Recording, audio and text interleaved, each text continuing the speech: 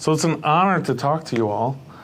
You know, the students that are kind of joining us today watching, they know what it means to be a professional counselor, but now they're really exploring, what does it now mean for me to be a counselor educator? And because most of them come out of K-CREP programs, you know, they've really bought into this idea of being a professional counselor. And so, no, I'm curious how you all navigate that. How do you navigate being a professional counselor and bringing on this identity of being a counselor educator? Yeah. I feel like for me, it was something that came with a good amount of time. And so right now, I do feel really strong in my I would identify as a counselor educator.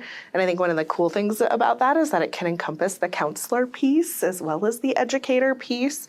But when I started my program, I had a really, really strong clinical identity. When I started my doctoral program, really strong clinical identity that took a lot of just over the process of going through coursework and things like that. It just took a lot of time to also integrate this piece of, and I'm also an educator. So as much as it took that time to develop my counselor identity in school and then in practice, I think it also took some of that same time and intentional reflection of I'm also an educator. What does that mean about me and my values and who I am?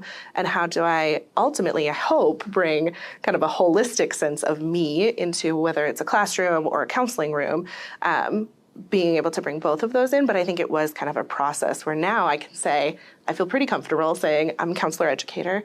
And that's not where it started either. I love it. That's not where it started.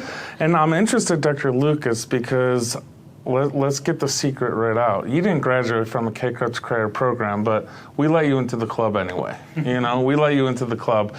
But coming from more of a psych master's degree, then going to a K-CREP accredited PhD program, but also having a pretty successful private practice, I'm interested on, you know, for folks that might have a similar background to you entering this program, how do you bring that counselor educator identity into it? Do you even identify as a counselor educator?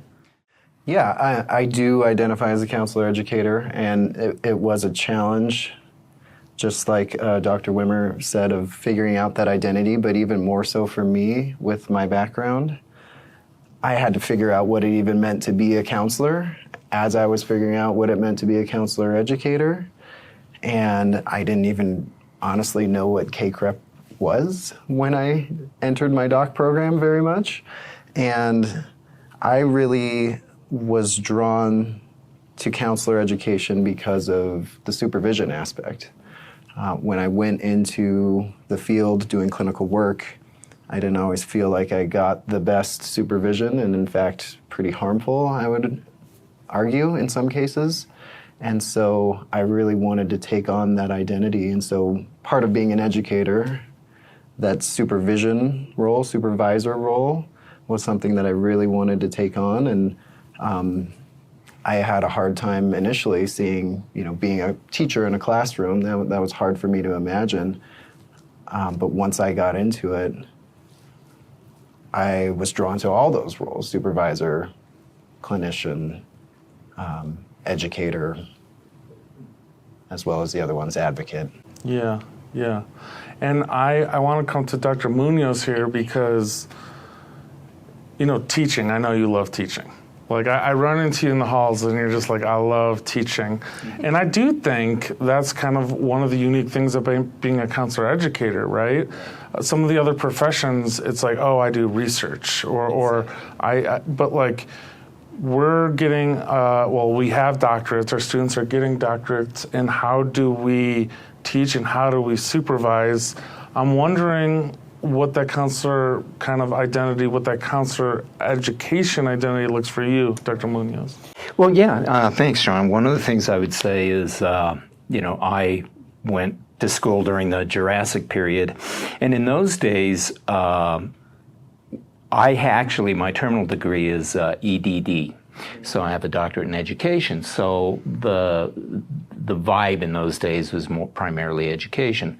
But when I look back on my program, we had a lot of not only supervision, but we also were honing our own clinical skills as well. So I guess what I would say is that I think the winds change from time to time, but I try not to compartmentalize, for example, education compared to the actual teaching. I think they both have commonalities. So you will find when you're in counseling, you're, in all probability, there is going to be a teaching component. We call it didactic component to it. And then also, I think when we're doing clinical practice, it's the same thing. So for me, and I've done a lot of supervision over the years, and I find sometimes I have to be real careful because I find supervisees often are moving into this piece that could be considered counseling, and that is something that even to this day I struggle with that, to make sure that I'm still on the right side of the street. But thank you for saying that. I do love teaching and I do love counseling, and I will tell you there are days that maybe not so much, but that's okay. Yeah. And our students are beginning their journey, and they're probably struggling with that right now, or they've supervised and they've struggled with, like, well, what does it mean to be a supervisor, and what does it mean to be a counselor? And you'll learn this, right? But our students will learn this. But I love the discrimination model supervision because it gives you a little bit of some leeway to be, to bring in that counselor identity into your supervision. So as we kind of wrap up our discussion here on what does it mean to be a counselor educator, I'm curious if you could kind of put it into a sentence as short as you can, which I know for us academics that's impossible, right? Yeah. But I'm curious if you could kind of put into a sentence, what do you think it means to be a counselor educator? I think for me, it's focusing on the relationship. Everything that we do is relational, and we wear different hats, right? As supervisor, as counselor, as educator, and it's determining where are the boundaries, but at the end of the day, connecting in that relational way, I think, is extremely important. Love it. Which is so tied to, like, being a professional counselor as well. Yeah.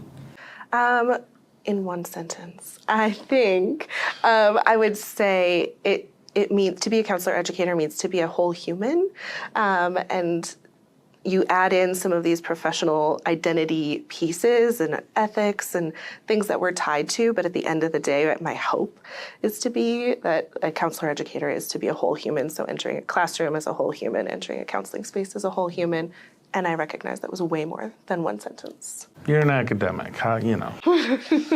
Yeah, for me, certainly working with clients, it's about cultivating insight. Mm-hmm.